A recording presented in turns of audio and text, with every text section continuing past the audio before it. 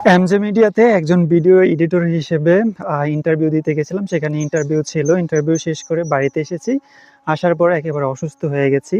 মানে খাওয়া-দাওয়ার একটু অনিয়ম ছিল। অনিয়ম হওয়ার পরে হচ্ছে সেখানে বাড়িতে আসার পর অসুস্থ হয়ে গেছি। সেই ঘটনা একটু পরে বলতেছি। বাট এখন আমি হচ্ছে একেবারে বিকালবেলা আমাদের খামারে চলে আসছি।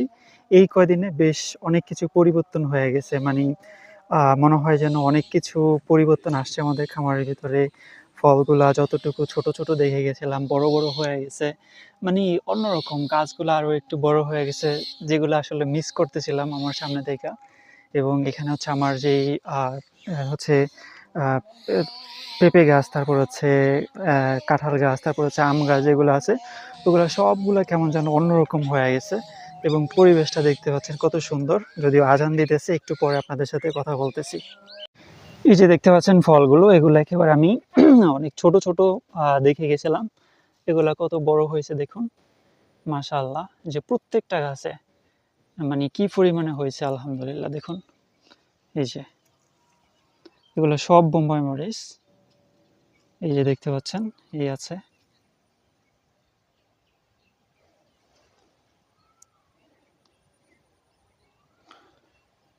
এই হচ্ছে মরিচ এবং এটা হচ্ছে পাকবে।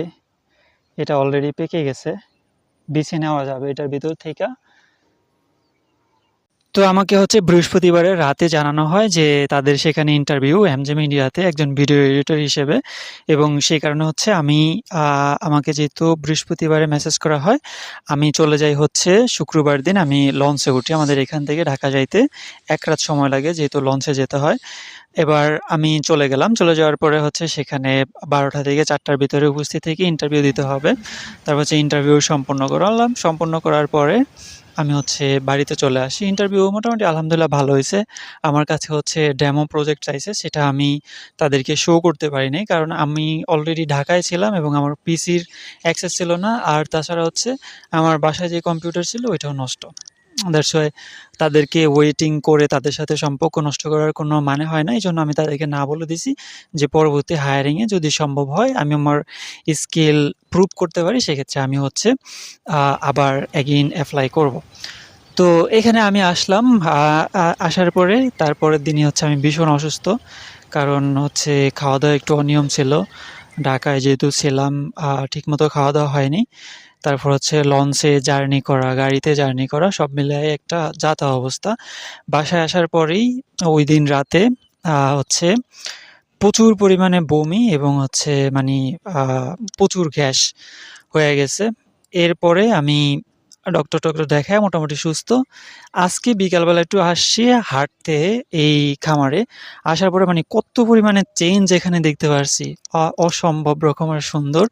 যেই জিনিসগুলো আমি, যেই ফলগুলা মানে মরিচগুলা আমি একেবারে ছোট, ছোট দেখে গেছিলাম, সেগুলা কত বড়, বড় হয়ে গেছে। গাছগুলা কত ছোট দেখে গেছিলাম, সেগুলা ৩-৪ দিনে কত বড় হয়ে গেছে।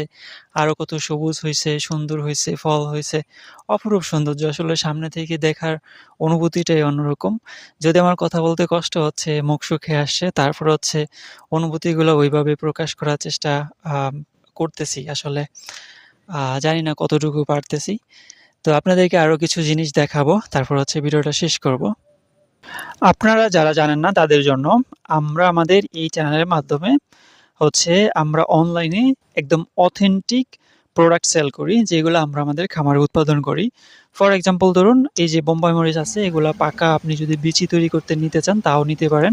আপনি যদি কাঁচা হচ্ছে বোম্বাই মরিচের আচার তৈরি করে সে আচার তৈরি করতে চান তাহলেও আপনি নিতে পারেন, একদম অথেন্টিক আমাদের যে দেশীয় বোম্বাই মরিচ আছে ওইটা। এছাড়াও আমরা কিছুদিন পরে হচ্ছে পেঁপের যেই পাকা পেঁপে আছে একবারে আমাদের খামারে তৈরি করা অথেন্টিক, কোনো ভেজাল মুক্ত ছাড়া, এগুলো আমরা সেল করব ইনশাল্লাহ। আপনাদের সাথে তখন আমরা সেই জিনিসগুলো জানাবো।